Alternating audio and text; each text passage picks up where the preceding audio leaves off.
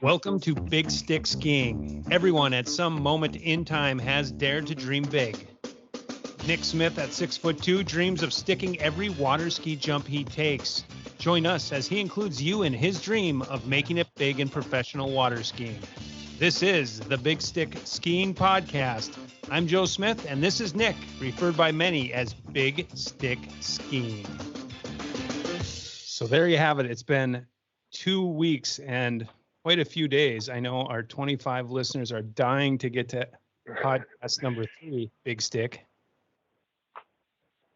How are you? Yep. Good.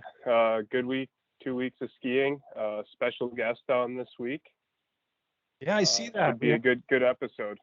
We have a new guest here, and this guest we actually spoke about the on the last podcast, and so we've been anticipating this one. Pete Hegarty, welcome. Hey, how's it going, guys? Big Stick Podcast. You're the first guest we've ever had. Beautiful. Yeah. Looking forward to it. Good. So Pete, tell us a little bit about yourself. This podcast is following Nick's journey into professional water skiing. He's had that dream to get it done. So tell us a little bit about you. How did you get started? So I grew up in the state of Maine, and my parents used to water ski professionally, actually, at SeaWorld in Orlando back in the 80s. So I grew up with two of the best coaches around, and was able to learn through them and on a local team that they actually started. And once I got good enough to basically come down here to Florida, I did so. Cool. So in Maine, somewhat similar to where Nick's from, in the Upper Peninsula of Michigan, like what was that main event like? What's a local show look like up there? Same as everywhere else? Yeah, pretty much. The traditional 13 acts or whatever it is in an hour long show. Jump, ballet, swivel, pyramid, doubles, the whole thing. What age did that start? I started when I was 3, Wow. but was in shows more when I was like 5 or 6. And so your parents were skiing also at the same time, or that came Correct. Or before? Yeah. So they both grew up skiing. When they moved to Maine to start the family in the late 90s or the early 90s, I guess, there was a 3-event club, and they joined the club just to do some skiing. And eventually it kind of turned into a show ski team because of them. So did you kind of know that this is where your life might be headed?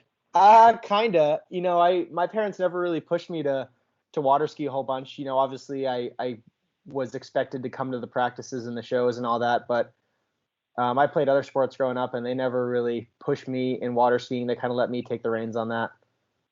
And that might have been the trick. I know. Yeah. I was into it, and I didn't really like to ski for quite a while. Yeah. So you're skiing at the show there locally. What was the first step? Obviously, the parents are a big influence, and you're seeing how it's done. What made you go to the next step? So kind of funny story. Honestly, one day I was just kind of thinking about it by myself in my head, and I was like, I was big into track and field, and I liked snow skiing a lot, and I liked water skiing, obviously. And one day I was hanging out at the lake, and a couple of good-looking girls in bikinis, and I was like, man, I think I like water skiing the best. That's right. It's sometimes as easy as that. Yeah. Bikinis and away you go. So with that, tell me about it. Like, did you just get in the car and go? Were you done with college? Were you in college? Were you indecisive of what you wanted to do with your life? Yeah, so pretty much when I was a sophomore in high school, I knew I wanted to ski pro at some point. I didn't know much about the professional shows that were out there. I just knew I wanted to do it. So I went to college after high school at the University of New Hampshire. And one night I was sitting in my dorm room doing my anatomy and physiology homework. And the next thing I knew, I was watching Matt May's water ski highlight on YouTube. Didn't even remember how I got there, and I was just like, golly, that's what I want to be doing right now, not this. So I called my parents and kind of asked them about the professional shows, and they knew about Legoland because they had previously skied with Don, who just got the show. So sent in an application, and after my freshman year of college, I moved down to Florida. Nice. And so when you were sitting in your dorm room studying anatomy. I already spoke about girls in bikinis. What was this like the weather bad also, I bet? Oh yeah, it was. We definitely had a couple feet of snow on the ground, and I was just kind of burnt out, ready for something else. Got it. Well, I do know this. So the last episode when we talked about goals, the stick there has been and was in a big slump as far as skiing goes. So we're like, how do you come out of a slump? What about a mentor? Are there influencers? And so that's how your name actually came up as a big influence that you've had on big stick skiing over there. And so, Nick, talk about that. I mean, when you got rolled into town, you came from 6 feet of snow, drove through a storm, you pulled up to where you're living, you go to work the first day. Was this just how this happened? You Yep. guys. So I showed up to work the first day, and Pete was there, and I knew of Pete, followed him on Instagram, and had been living through him the last couple of years secretly. I think it was pretty cold that day. We were barely skiing, or those guys were skiing. I think I was watching my first day. And Pete said something about drinking beers and lighting the grill that night. So I went over to his house, I think the first or second night I was in town, and we had a couple Miller Lights. I brought down a case of Spotted Cow for him and his girlfriend Darian, and kind of went from there. Got it. And that usually gets things moving. Case of beer. And Pretty good first impression. that's right. Yeah. New friends and away you go. I did see maybe a couple of pictures, a video or two on Instagram of, that vessel you have. It seems yeah. putting raft with a electric motor on it. Yeah, the homemade pontoon. That was the cheapest way basically to get us on the water and have a couple of adult beverages, watch the sunset. The chairs come right off, right? Oh yeah. Yep. It's the chairs off the patio set in their backyard. I think you could market that pretty, at least, what is it, do-it-yourself type Yeah, thing? Exactly. Perfect. We took it out a couple nights ago, and we're rolling it down the street, and all the old ladies walking their dogs always tell us to take pictures, and you guys will remember that forever. And the old ladies love it. So why don't you put some of those pictures on bigstickskiing.com? Maybe Instagram. I can get some up there on the Instagram page tonight. Perfect. I think that'll be a hit. Okay, so let's get to skiing. You had the beers, you go out for a little pontoon trip, get to know each other, and then the nervous big stick goes to first day of work, maybe second day, and starts skiing. What are you looking for, Nick, as far as that first, second day and not knowing a whole lot of people? And Pete, I don't know if you kind of relate to that first, second day. Like, is it the same kind of feeling? Like, how's that? How was that? For me, my first and second day, I was coming out of winter, so I hadn't been on the water since August. And they started off just having me go ski, hit the jump a few times, and do a couple helicopters. And I knew every person there was going to be watching, so it felt almost like a tryout. So I was actually a little nervous about that. I think it was super cold and super windy that day, and I went down probably every other jump. Also wasn't used to the site and that quick turnaround, and the one ramp being a little steeper than what I'm usually used to. So I felt a bunch of pressure on my first day, I guess. And was Pete there immediately to say, "It's okay, buddy, get on up"? I think he just let me do my thing the first day, getting the ski legs back under me. Pete, Yeah. But he's been on my case a lot lately. Darn right. Similar story, Pete, when you first arrived? Yeah, pretty much. For me, I ended up having to audition about 3 months before my start date. So they kind of already knew what I could do. But my first day I came in as just a training day. It wasn't really meant to ski. And I think the first show, they're like, hey, you want to do opening barefoot? And I was like, yeah, sure, I'll do an opening barefoot. And I just remember being so nervous. I was like, do not fall on this opening barefoot. You cannot go down. And I ended up making it. But yeah, that was just that, that first professional show, those first day jitters, working themselves all out. Yeah, I bet. And so when you get into this thing we call a slump, You know, what do you do? Is there magic? Like you I don't turn know. on the wrong other way, or is it like baseball? How do you get out of that? I don't know. I don't know if Pete knows about slumps. I've been in one for sure. I've been in a couple, but yeah, no, you just got to kind of. For me, it's always been listen to a bunch of different people, and everyone's going to try to tell you how to get out of it or what you're doing wrong. But for whatever reason, for me, there's always that one person that will say one thing, and maybe everyone else is trying to say the exact same thing in a different way, but the way they say it, it clicks in your brain. You try that, and then boom, it's kind of all better from there. Right. Yeah, that makes sense. So speaking of the slump, I want to go back to last week and hear Pete's side of it. We brought up when I tackled Hunter, kind of the beginning of my jumping slump. And I mentioned you were the guy in the boat that came and picked us both up. Yeah. And how you could just feel the tension in the back of the boat. What were you thinking?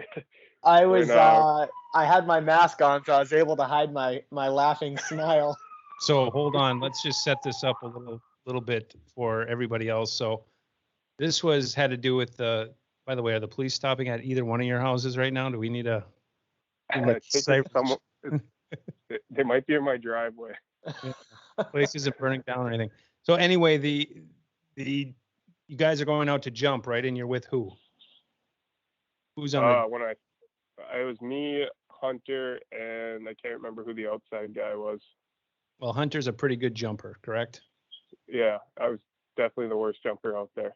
Takes it extreme. Maybe on Lake Eloise that day. Fall, and you guys keep track of if you do fall, correct? Consecutive. And so when you fall as a jumper in your line of business, it's kind of a big thing. And we talked about this last week. Like sometimes other things happen when you're jumping with a team that create that possibility you may fall. So from there, then what? You're jumping with him, Nick, and so Hunter's doing the inside flip. I'm doing a helicopter between two flips, and we all come around. I thought I was sticking the landing, and for some reason, I just cut hard right, like land on my butt. One ski comes out. I'm all on one leg and go flying across the lake right, and I tackled Hunter, who was just landing his front flip. So then me and Hunter are both laying in the water with our skis off, and Pete circles around and comes and picks us up because he was the safety boat in position at that time. And so he gets out of the boat or gets into the boat from being picked up, and I assume he's not very happy. No, he just had this like mean mug look on his face and just like not making eye contact with anyone. He's just kind of looking out of the boat. And I look at Nick in the mirror, and Nick kind of looks at me and does one of these looks, and I was cracking up and just trying to not make a big deal about it, but yeah, you could cut the tension with a knife. There's really nowhere to go when you're in a ski boat. Yeah, exactly. Yeah, right in front of a live crowd. Oh yeah. One down, all down. So, is there any kind of hazing rituals that go on when a new skier comes into the organization? Oh yeah. There's definitely some hazing. Not sure if it's family appropriate to talk about. Just a little spank on the rear end, but it's the welcome to the jump team. You've made it. So do you get that little spank initially, like you're on the team, or do you have to like make a few? You gotta make your first ever 4-man front flip in a show. Oh, and, that is the welcome. And that has happened for you, Big Stick? Not yet. I haven't been spanked at all. Well, I guess it's something maybe to look forward to. I might avoid the 4-man flip. Yeah. So Pete, as far as like just what you like to do, as far as a favorite act, a favorite performance, I mean, how long have you been down at Legoland with the Stars of Florida? So I started in the June of 2017. Okay. I skied for 1 full year. In the summer of 2018, I left for 2 months to ski a show in Japan. And then I returned after that and got rehired in November of 2018. And I've been full-time since then, I guess with a slight hiatus during coronavirus.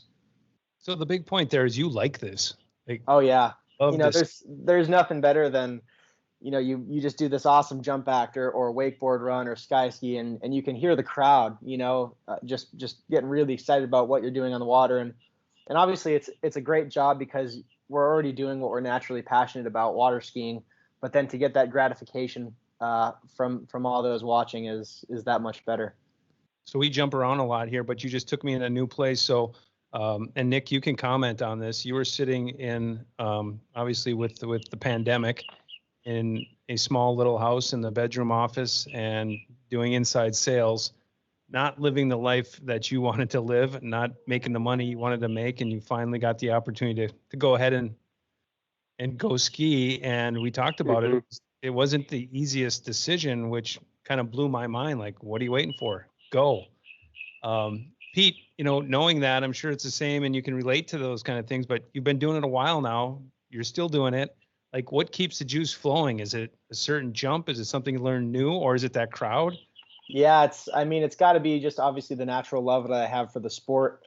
But in my mind, and there's nothing better than skiing for a packed full stadium and just hearing the crowd go wild when you land after that jump act.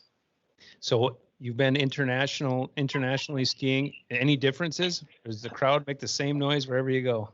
Pretty much, yeah. The cool part about Japan, different show course, it was almost like skiing in a stadium. There's people all around you, and they're all Japanese. They don't speak too much English, and they have no idea what the announcer's saying. Our announcer spoke English, right. But they're just going crazy anyway. They just loved it. So you're coming around the corner and you're almost high-fiving the people standing on shore. So that was really cool as well. So it's the people. Go ahead. Pete showed me some pictures of that show course where he skied in Japan, and it looks something very similar to like the Milwaukee River. So like they're doing a show in something just like downtown Milwaukee is what it looked like to me. It depends when you went down, but it was Milwaukee River is very dark and it was. It's much more. I was talking more size than the color of the water, but darkness. Yeah, so we talked about that as well. So skiing on a river, skiing on dark water, do you feel any difference when you're in a bigger lake, smaller lake, wide rivers? What are those kind of conditions? How do you adapt? I'd say the biggest thing is rough water that makes the difference for us.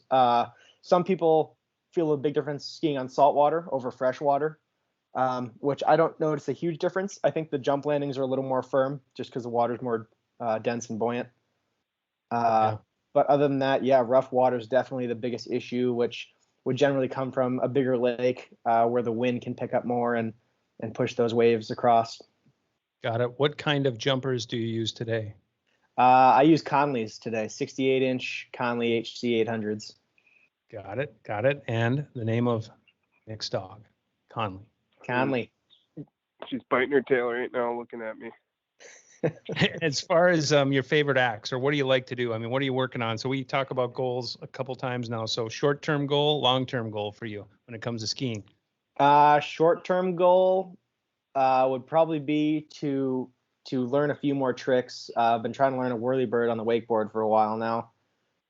So that's definitely one of my short-term goals. Long-term I would say continue to improve my jump count, try not to have any more falls, and just keep loving what I'm doing. We're going to talk about that jump count a little bit later in the show. So there was a big tournament in town last week. Was it last weekend, the All-American over at Cypress Gardens? And I think that was a kickoff to tournament season. How did that go? Did you guys participate? Tell me a little bit about that.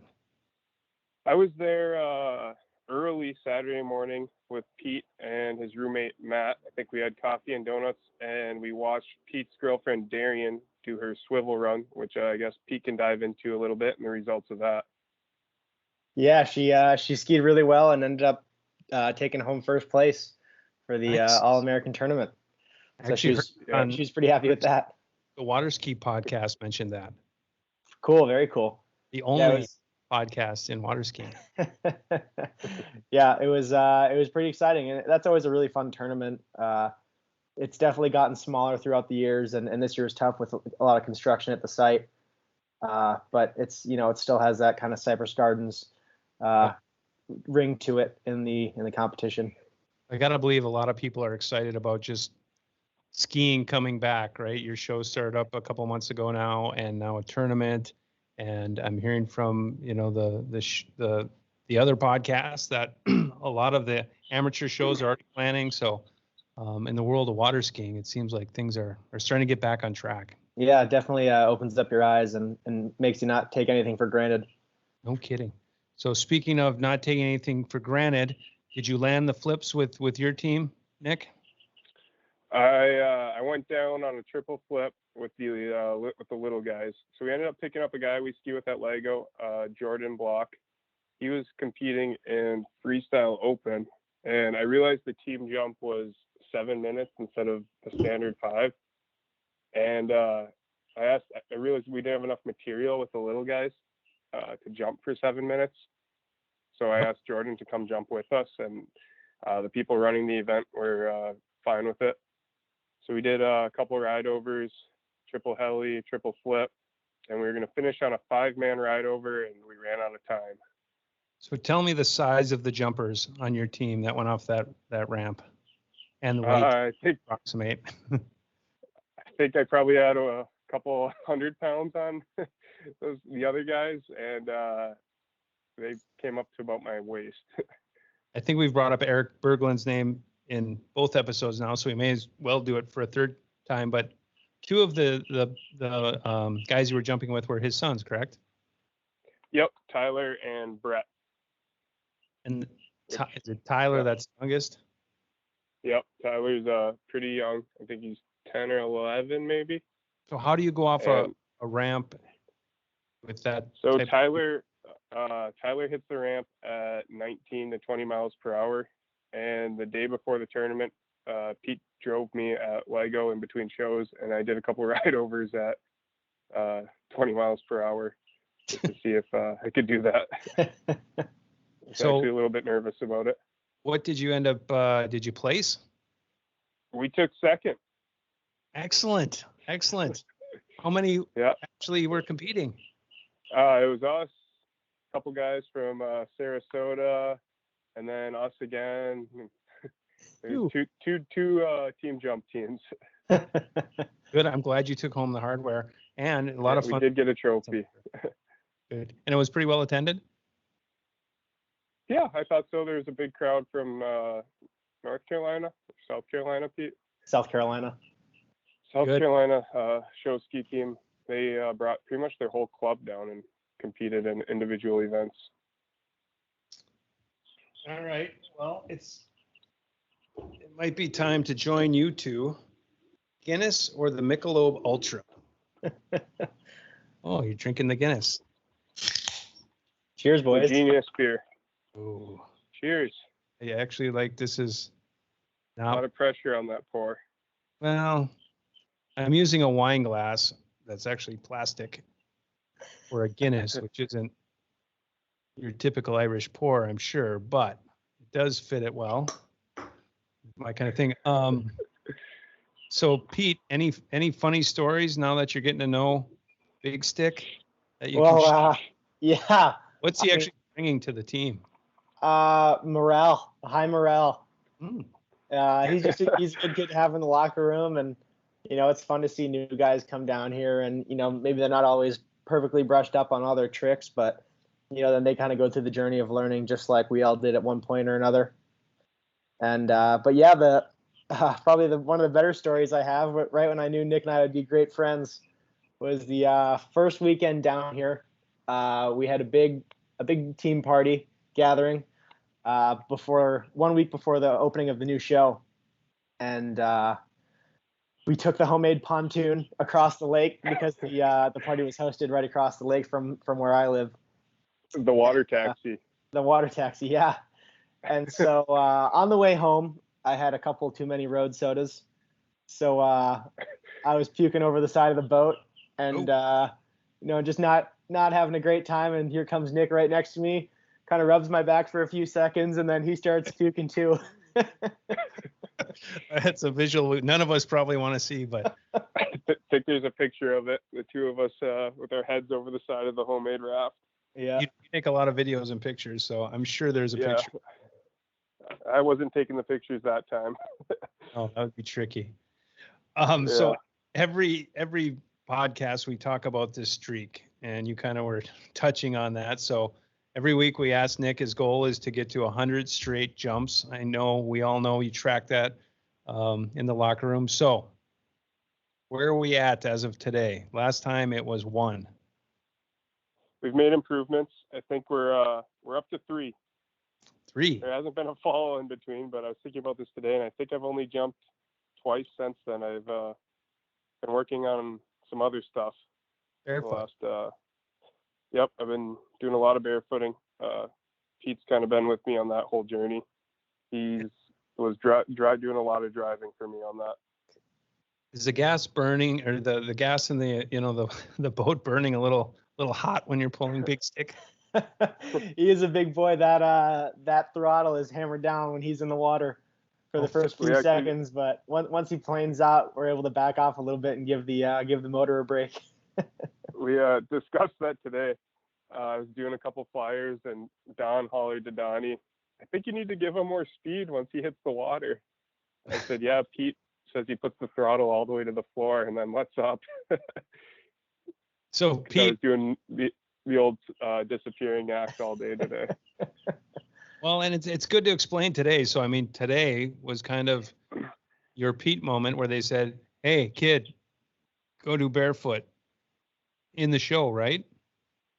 Yep, I got to barefoot for the first time in the first show today, and went out before the show, make sure I could do it. Did it fine, and then in the show, I was so worked up about the flyer part and planing out. I got to the putting my feet in the water and just jammed them in.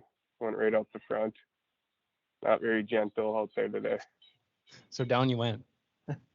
Yeah, down I went. It's the great thing about it, though. It really, I mean, it's obviously both of your professions. You get paid not to fall, but it's a natural thing. And it just seems like you guys keep learning more and more about skiing, but about each other and how to handle all that. And we kind of joke about the slumps and different things, but yeah, it all seems to work out, doesn't it? Absolutely. Yeah. Falls happen, unfortunately. It's just, how fast you can recover from it and have a good attitude to go out and do it again. That's right. So, Pete, I think the last time we were podcasting, we talked about your streak. Yeah. And it was pretty high. How many? 5? My highest I made was 748 jumps consecutively in a show. And you were on, weren't you? What's that? You were on your way again, weren't you? Like 500 something? Yeah. So I had made 500 jumps for the second time in January of 2020. And then we got shut down because of coronavirus. I came back and I think I had 600 jumps up on the board. I decided to just keep kind of rolling with it and see if I could make it to 1,000. But yeah, 749 took me down. Oh, that's a big number. Yeah. So Nick, you're on your way almost to 100. Only 97 more to go. Yep, almost there. Awesome, guys. Well, Pete, thank you so much for joining us. Thank you guys for having me. Cheers to both of you. This was great. And for their first guest appearance, thank you so much. And till next time, my friend, hopefully you'll join us again. Absolutely. Thanks, Cheers, guys. boys. Thanks, Pete. All right. See you in 10 minutes. All right. Bye. Bye, guys.